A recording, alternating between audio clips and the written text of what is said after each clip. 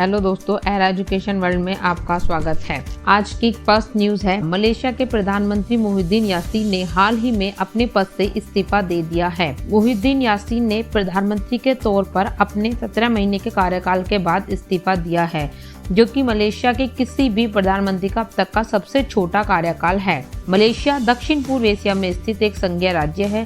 Malaysia मुख्य तौर पर 2 क्षेत्रों से मिलकर बना है, जिन्हें दक्षिण चीन सागर द्वारा अलग किया जाता है, पश्चिम मलेशिया और पूर्वी मलेशिया। भारत भी प्रतिवर्ष लगभग 90 lakh ton palm oil Malaysia तथा इंडोनेशिया से आयात करता है। मलेशिया की राजधानी है कुआलालंपुर। मलेशिया की मुद्रा है मलेशिया रिंगिट। माकी काजी को सुडोको का गॉडफादर के रूप में भी जाना जाता है। माकी काजी जापान से बिलोंग करते थे। इनका 69 वर्ष की आयु में निधन हो गया है। माकी काजी ने सुडोको को 1980 के दशक में सर्वप्रथम अपनी पत्रिका निकोली में प्रकाशित किया था। तब से यह लोकप्रिय खेल, जिसमें 9x9 ग्रिड की प्रत्येक पंक्ति स्तंभ और वर्ग में 1 से 9 तक की संख्या भरनी होती है, दुनिया भर में फैल गया। माकी काजी का जन्म उत्तरी जापान के सापोरा शहर में वर्ष 1951 में हुआ था। जापान की क्यो विश्वविद्यालय से अपनी पढ़ाई बीच में ही छोड़ने के बाद उन्होंने एक पहली पत्रिका निकोली की स्थापना की और अगस्त 1980 में इसका पहला संस्करण प्रकाशित किया। उड़ीसा के मुख्यमंत्री नवीन पटनायक जी ने 90 लाख परिवारों को कवर करने के लिए प्रमुख स्वास्थ्य बीमा योजना बीजू स्वास्थ्य कल्याण योजना के विस्तार की घोषणा की है। योजना के तहत राज्य की कुल 4.5 करोड़ आबादी से लगभग 3.5 करोड़ लोगों को जल्द ही स्मार्ट हेल्थ कार्ड प्रदान कर दिए जाएंगे। उड़ीसा सरकार ने केंद्र की प्रमुख योजना आयुष्मान भारत प्रधानमंत्री जन आरोग्य योजना को लागू नहीं किया, बल्कि इसके बजाय 2018 में बीजू स्वास्थ्य कल्याण योजना को लॉन्च किया था। इस योजना के तहत प्रत्येक परिवार को प्रतिवर्ष 5 लाख रुपए के इलाज का लाभ मिलता है, जबकि परिवार की महिला सदस्य प्रतिवर्ष 10 लाख रुपए तक का लाभ उठा सकती है। नीति नेस्को महिला स्टार्टअप उद्यमी पुरस्कार यह पहला पुरस्कार है जो महिलाओं में उद्यमशीलता की भावना को पहचानता है और उसे विकसित करता है। यह पुरस्कार महिला की अगली पीढ़ी को मार्गदर्शक रोल मॉडल के रूप में सेवा करने के लिए भारतीय डिजिटल युग का नेतृत्व करने के लिए प्रेरित करते हैं। टेक स्टार्टअप महिला उद्यमियों की भागीदारी के लिए पुरस्कार खुले हुए हैं, जिसमें लगभग 159 आवेदन प्राप्त हुए हैं। नीति, यूएन वुमेन उद्योग और शिक्षाविदों ने मिलकर 12 महिला उद्यमियों की विजेता के रूप में चुना, जबकि 2 महिला उद्यमियों को जूरी चॉइस घोषित किया गया। राजीव गांधी ग्रामीण भूमिहीन मजदूर न्याय योजना। इस योजना के तहत 12 लाख भूमिहीन मजदूरों को 6,000 रुपए प्रदान किए जाएंगे। यह योजना ग्रामीण भूमिहीन मजदूरों को कुछ न्यूनतम मजदूरी के साथ सहायता प्रदान करने के उद्देश्य से शुरू की गई है और लाभार्थियों को उनका लाभ 31 मार्च 2022 से पहले प्राप्त होगा। 200 करोड़ रुपए के प्रावधान के साथ यह योजना शुरू की गई है।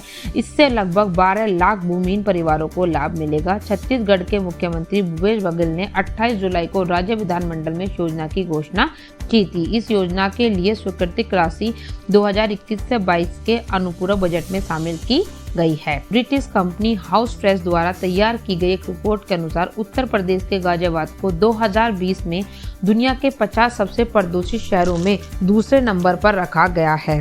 गाजियाबाद ने 2.5 पार्टिकुलेट मैटर का औसत वायु गुणवत्ता सूचकांक 106.6 माइक्रोग्राम प्रति घन मीटर दर्ज किया है। गाजियाबाद से पहले सिंजियांग प्रांत में चीनी शहर होटन को 110.2 माइक्रोग्राम या M3 के PM 2.5 के साथ सबसे प्रदूषित शहर का नाम दिया गया है। रिपोर्ट के अनुसार 2020 में बांग्लादेश दुनिया भर में सबसे प्रदूषित देश था। इसके बाद पाकिस्तान, फिर भारत और फिर मंगोलिया का स्थान है। इसी बीच ऑस्ट्रेलिया में जूडबर्ग ने सबसे स्वच्छ हवा वाले शहरों की सूची में शीर्ष स्थान हासिल किया है। एमवे इंडिया ने मीराबाई चानू को ब्रांड एम्बेसडर नियुक्त किया है। Direct selling FMCG firm Amway India ने घोषणा की है कि उसने ओलंपिक सेखो मीराबाई चानू को एमवे और उसके न्यूट्रीलाइट रेंज के उत्पादों का ब्रांड एम्बेसडर नियुक्त किया है। Chanu Nutrilite, daily, omega, all plant protein जैसे उत्पाद सरकार पर केंद्रित कंपनी के अभियानों का नेतृत्व करेंगी। भारोत्तोलक चानू ने 2020 टोक्यो ओलंपिक में महिलाओं के 49 किलो वर्ग में रजत पदक जीता था। मोहम्मद आजम राष्ट्रीय युवा पुरस्कार से सम्मानित।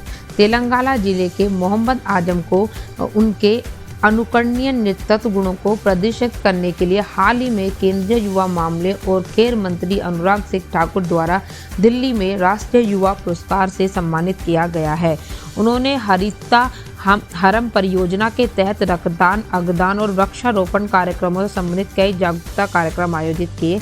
इस पुरस्कार में एक प्रशंसा प्रमाण पत्र और 50,000 रुपए नकद दिए जाते हैं। 19 अगस्त को विश्व मानवतावादी दिवस के रूप में मनाया जाता है।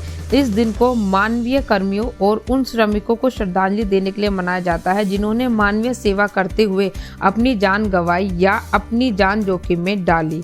2021 में हम 12वीं विश्व मानवतावादी दिवस मना रहे हैं।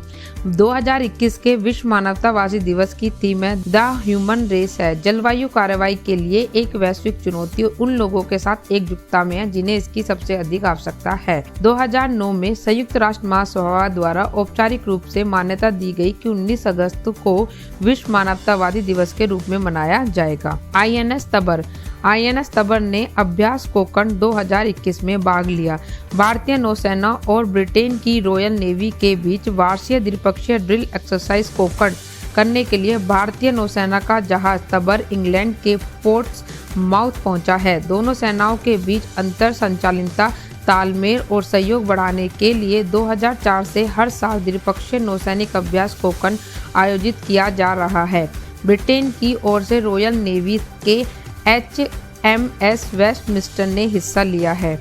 धन्यवाद। आज के लिए इतना ही। अगर आपको हमारी न्यूज़ अच्छी लगी हो तो प्लीज़ हमारे चैनल को लाइक करें, शेयर करें, सब्सक्राइब करें और आज के PDF के लिए आप टेलीग्राम चैनल को ज्वाइन कर सकते हैं जिसका लिंक डिस्क्रिप्शन बॉक्स में दिया हुआ है।